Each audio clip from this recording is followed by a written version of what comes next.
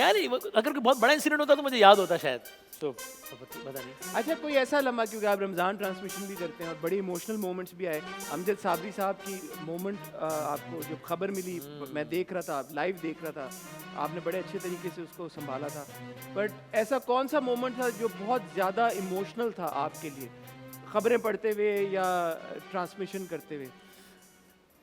एक तो जुनेद भाई के टाइम पे मैं खबर नहीं पढ़ रहा था, लेकिन वो खबर ब्रेक मैंने की थी, इसलिए कि उस वक्त तक चल रहा था कि इत्तलात ये है कि ये हुआ। मैं कहीं से ट्रैवल करके आया था, मैं सो रहा था, उठा हूँ 3-4 बजे, जैसे ही उठा हूँ तो उसी वक्त शाहजेब का ही मैसेज आया हुआ था कि जुनेद भाई थे क्या इसमें, समथिंग इस तरह का कोई मैसेज था, मुझे याद नहीं पड़ा एग्जैक्टली अब। तो मैंने कहा क्या कह रहा है, तो उसने अगला मैसेज किया प्लेन क्रैश। तो मैंने एकदम से मैंने उसको लिखा, मैंने कहा प्लीज़ डोंट से दिस, ये नहीं बोलो यार। मैंने फ़ौरन फिर एक दो सुहेल भाई को जो जे रॉड के ओनर हैं उनको मैंने कॉल किया, he was crying like anything, उन्होंने रोते हुए मुझे कहा कि ये ऐसा ही है। तो फिर इतने में मुझे फ़ोन बजे जा रहा था। फिर जब मुझे एयरवे पे उन्होंने लिया तो मैंने कंफर्म किया कि ये मामला ठीक है। That was the most difficult moment. Other moments include breaking the, उस वक्त मैं खबरें पढ़ रहा था जब मैंने बेनज़ीर साहिबा की डेथ की खबर अनाउंस की। हाँ, वो भी बहुत, यानी वो मेरे प्रोड्यूसर ने जब चौथी मरतबा चीखते हुए कहा ना कि भाई इसको ब्रेक करें, तब मैंने ब्रेक की, वरना मैं ब्रेक नहीं कर रहा था, मुझे लग रहा था कि गलत खबर है, मैं ब्रेक ही नहीं कर रहा था उसको। तो जब उन्होंने चीखते हुए कहा कि, चूँकि हुआ ये कि उन्होंने कहा कि डेथ हो गई है, वो लंबी कहानी है, मैं शॉर्ट करके बता दूँ। पहले धमाका हुआ, फिर ये हुआ कि कुछ लोग बेचारे शहीद हो गए, लेकिन बेनज़ीर साहिबा ठीक हैं। फिर अजीब सी बात ये हुई, हमें जरदारी साहब को लिया, हमने लिया रहमान मलिक साहब को, वो थे चीफ सिक्योरिटी ऑफिसर और उनके साथ थे। उन्होंने ऑन एयर कहा कि जी ये सारी खबरें गलत है, बेनज़ीर साहिबा बिल्कुल ठीक है। तो माहौल चेंज हो गया कि चलो बेनज़ीर साहिबा ठीक है।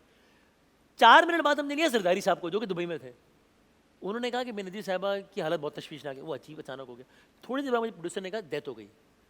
तो मैंने वो मुझे कह रहा है कि ब्रेक करें, मैंने कहा ही नहीं। उसने फिर कहा कि डेथ हो गई, अनाउंस करें।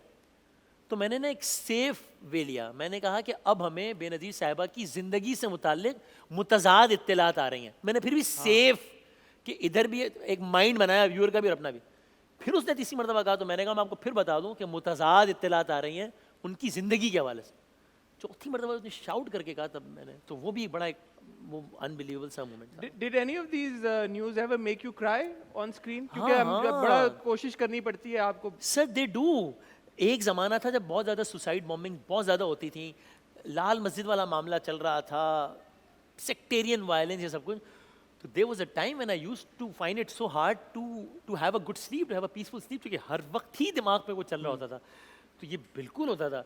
और अब मैं इतना, हालांकि मेरी फील्ड के बंदे को ऐसा होना नहीं चाहिए शायद, लेकिन कि मैं कुछ चीज़ें देखता ही नहीं हूँ। मिसाल के तौर पे रिजवाना जो बच्ची जिस पे तशद्दुद हुआ, मैंने आज दिन तक मैंने उसकी वीडियो नहीं देखी है, मैंने उस खबर को पूरा फॉलो नहीं किया, बिकॉज मुझे लगता है कि वो इतना तारी हो जाएगा मुझ पर कि बड़ा मुश्किल हो जाएगा कुछ काम करना या बात करना। तो ये बिल्कुल होता है। ठीक है, थोड़े से हम सीरियस हो गए, वापस आते हैं rapid music. Sorry about that. भाई मोहब्बत में की जाने वाली 5 गलतियां। मोहब्बत तो की ना आपने, मोहब्बत कितनी बार वतन से मोहब्बत देखें, 14 अगस्त से आज देखें। ये मैं रोमांस वाली बात कर वतन से रोमांस है। कितनी मोहब्बतें की वसीम, कितनी मोहब्बतें की वसीम भाई आपने? मैं उस मोहब्बतों में इतना खोया हुआ था कि I lost my count. Honest answer, I like that. तो गलतियां, एक मोहब्बत इटसेल्फ एक गलती है, तो सबसे बड़ी गलती ये है कि, दूसरी गलती है कि आप टाइम का बेहिसाब बेड़ा गर्क करते हैं मोहब्बत में। तीसरी गलती है कि आप अपनी प्रायोरिटीज जो है ना वो सब आगे पीछे हो जाती हैं। ऐसा मैंने सुना है लोगों से, जरा ये बता रहे हैं। चौथी गलती है कि कभी कभी आप अपनी सेल्फ रिस्पेक्ट में भी कॉम्प्रोमाइज कर देते हैं, जो कि नहीं। ये भी सुना है मैंने, ये सही बात है पता नहीं। और एक आखिरी मेरे दोस्त ने क्या बताया था मुझे कि आप खामो खामे अपने अच्छे और बुरे मोमेंट्स जो है ना वो एक इंडिविजुअल से अटैच कर देते हैं, जो कि नहीं करना चाहिए।